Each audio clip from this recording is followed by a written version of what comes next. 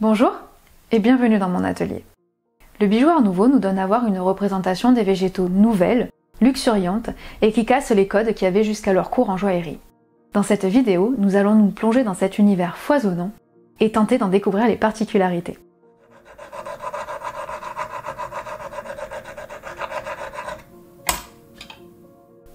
Pour bien comprendre les sources d'inspiration et le discours contenu dans les représentations végétales du bijou Art Nouveau, il nous faut d'abord envisager comment l'homme moderne percevait les dits végétaux. Si les romantiques du début du siècle aiment les grands espaces et trouvent dans la nature une douce confidente, ce n'est plus le cas des symbolistes et des décadents. Marqués par une sorte d'épuisement, la pensée collective du Second Empire et du début de la Troisième République respire les puanteurs des faubourgs et subit la claustration des villes. L'horizon de l'homme n'est plus ouvert, mais bien enfermé dans les cités modernes qui ne cessent de grossir. L'un des romans qui immortalise le mieux cet esprit fin de siècle est À rebours de Huysmans.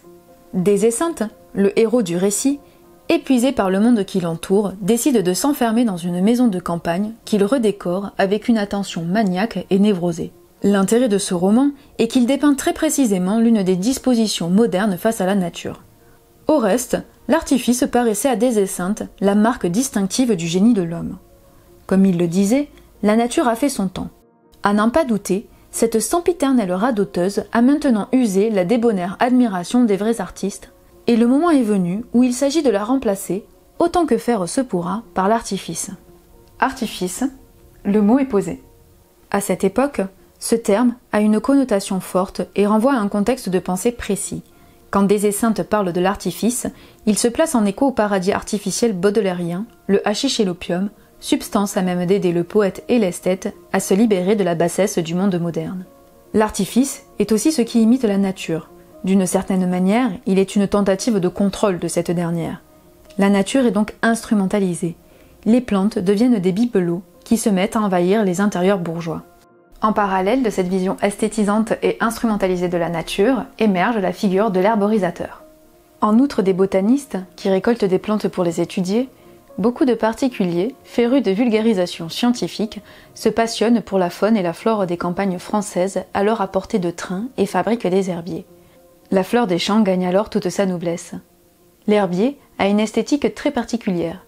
Le végétal est aplati, puis séché sur la page, le privant de sa troisième dimension. Les dessins botaniques, tout comme les herbiers, décrivent les formes végétales en soulignant leurs lignes. Les formes de feuilles ou de pétales deviennent des cartes d'identité qui permettent de reconnaître les différentes espèces. De cette volonté de répertorier les formes de la nature aux arts décoratifs, il n'y a qu'un pas. En effet, le dessin décoratif s'inspire de la nature tout en la stylisant. C'est-à-dire que l'artiste va dégager de son modèle des lignes dominantes qui permettent de reconnaître le végétal représenté et les agencer, les modifier de manière à ce qu'elles puissent former un motif facilement reproductible. Par exemple, si vous observez attentivement ce papier peint, vous voyez qu'en haut de l'image se trouvent des amorces de tiges identiques à celles de la tige des fleurs. Cela veut dire que le motif pourra être reporté indéfiniment de manière verticale. Dans le bijou, les lignes sont aussi stylisées, et ce, notamment pour des raisons techniques. Par exemple, les feuilles de ce milieu de collier de chien sont parcourues de lignes qui ne sont pas forcément présentes dans le végétal, mais qui servent de structure pour permettre la pose de l'émail plique-à-jour. Donc même s'il y a une volonté de naturalisme dans le bijou Art Nouveau, le dessin et l'esthétique de la pièce seront toujours orientés par les techniques utilisées. Analysons maintenant deux bijoux en particulier, le collier noisette de René Lalique et le peigne sycomore de Lucien Gaillard. Déjà, ce que l'on peut dire, c'est que le point de vue adopté sur les végétaux est naturaliste, dans le sens où l'on peut identifier facilement les akènes des érobles sycomores et les noisettes. Les deux bijoux emploient aussi des matériaux novateurs pour leur époque. La corne pour le peigne, l'émail et les cabochons de verre pour le collier. Le collier noisette de Lalique est une pièce atypique, de par sa forme et de par la manière dont le créateur a choisi de représenter le sujet. La forme, tout d'abord, n'évoque ni les plaques courbées des colliers de chiens, ni les pendentifs suspendus sur les longues chaînes de sautoir. Il semblerait que cette forme ait été inventée par Lalique pour ce collier. En effet, si l'on regarde attentivement, la partie basse de l'objet ressemble à un cadre qui, comme pour une peinture, contiendrait la représentation du sujet, ici le noisetier. Autre détail, les feuilles sont bleues et non vertes. Cela nous indique que nous ne sommes pas en train de regarder un noisetier de jour, mais de nuit.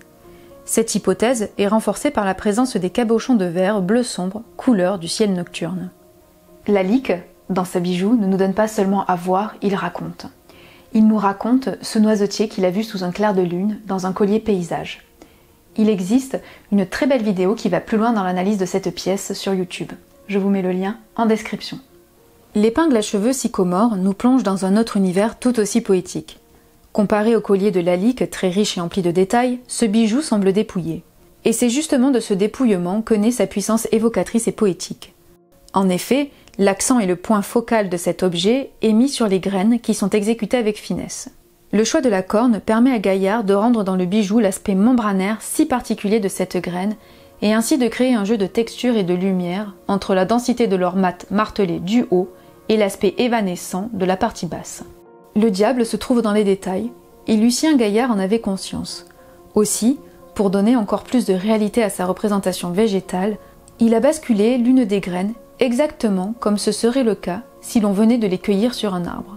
La nature n'est pas calibrée. Aussi, une graine peut être plus lourde qu'une autre. Point d'orgue de la représentation, le travail de l'épingle qui est sculpté sous forme de branche.